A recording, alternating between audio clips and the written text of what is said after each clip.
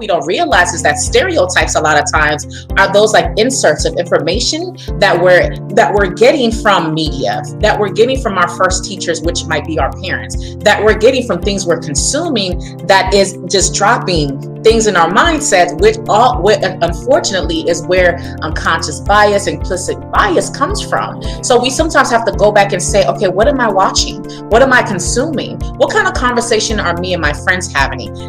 What kind of development did I get from my parents for me to understand this group of people? And then once you get there, you think about unconscious bias. It's kind of like working on unlearning that information. It's now, okay, I know that for me as a military member, I've never been around this much diversity, right? And I'm one of those people that ask questions. Hey, tell me about that.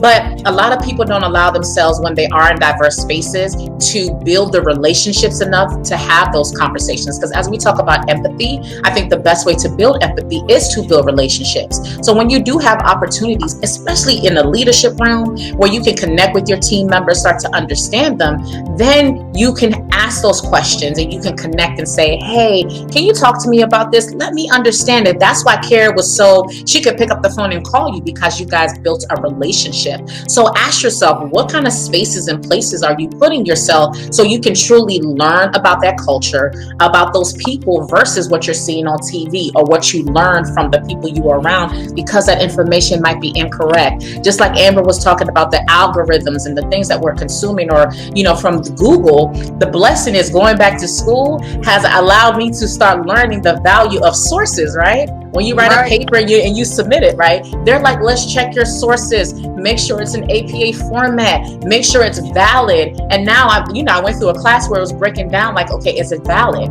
As you're reading this news article, is there a bias? Is there data? And is that data actually effective? Is that leaning to that bias? And a lot of us don't think about going through the process of really uncovering our sources and not just looking at it from the media, but is your friend a good source?